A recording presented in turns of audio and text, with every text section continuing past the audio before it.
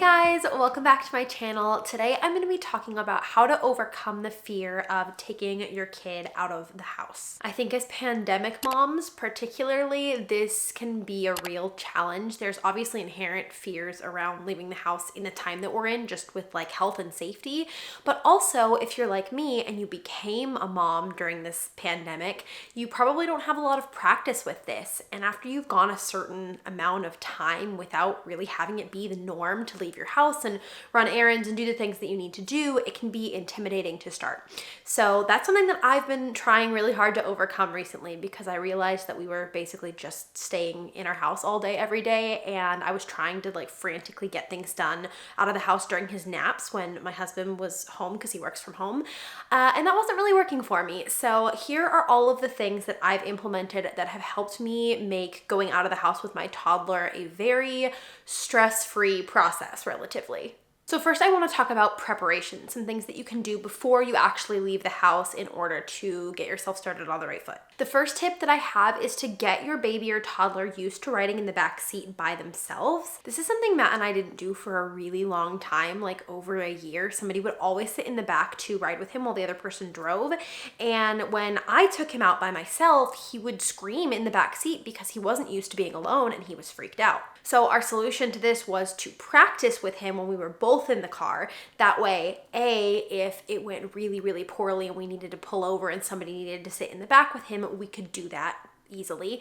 And also because having him like hear our voices and our conversation back and forth did a lot to calm him and make him realize that even though he couldn't see us, we were there and he wasn't alone. We started with really short trips and then slowly got longer and longer, and he's to the point now where he can do like a 40-minute ride in the car in the back by himself, and he's pretty good, which I think is a win. The next thing I would say to do is to practice getting your stroller open and closed and loaded into the back seat of your car, like literally in your carport or in your garage.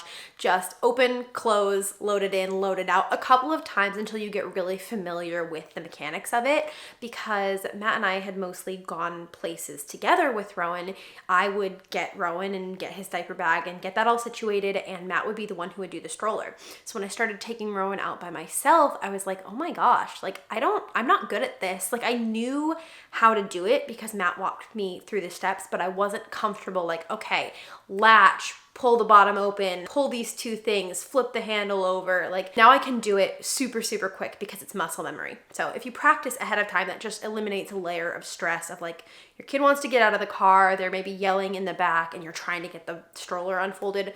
We don't need that. Then I have two tips when it comes to actually preparing your car. So the first one is to take the mirror that you put on the headrest of where the car seat is, and instead of it being horizontal, turn it vertically. This is a mom hack I learned from my friend Ashley from Embers and Ash. If you don't follow her channel, you definitely should, because she does awesome mom hack videos. But basically it allows you to see your kid head to toe, and I find this is really helpful in noticing when he's like thrown his toys or binky or snacks and he has nothing left to play with, and maybe that's why he's upset, and I can just pull over and kind of resituate him and make sure he has stuff, and that goes a long way. But in general, it's just great to have more visibility of them. My next tip is to bring like a safety bag. So I know a lot of grocery stores like Target and Trader Joe's often have like sanitizing wipes available for you, but often they will be out and somebody needs to refill them, and then you have to go and flag somebody down, and it's a whole thing.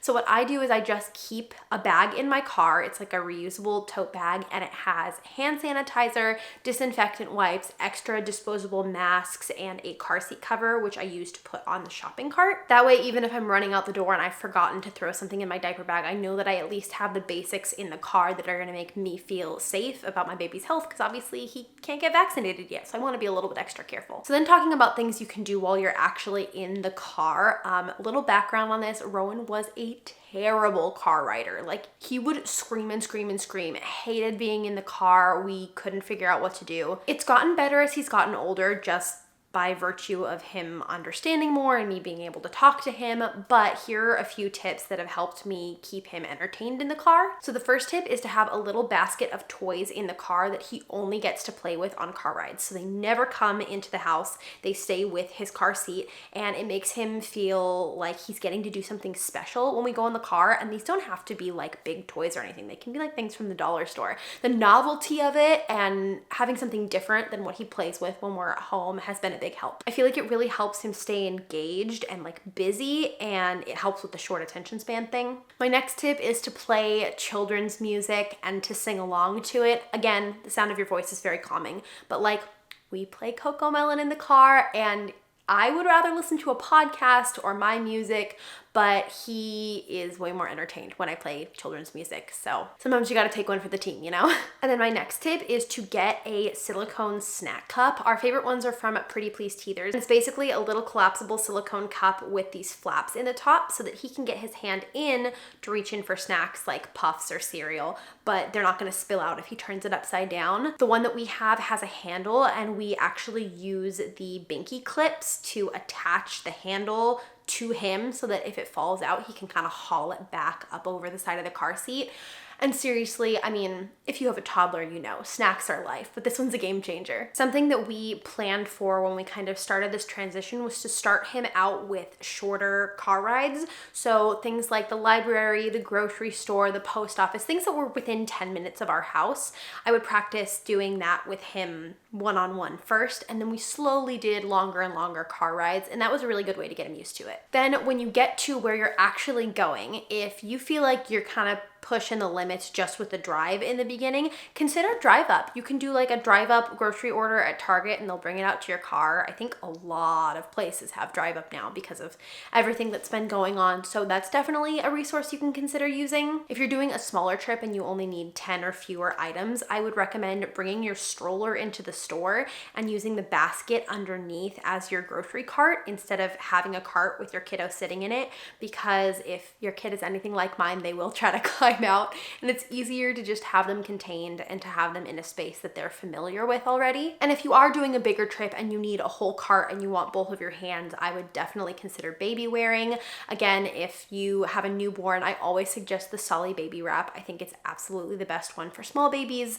And then for the older babies, I love the Sakura Bloom. We have the linen scout carrier, and I use it all the time. I actually keep it in my car. Lastly, I just want to give you guys some encouragement because this is hard.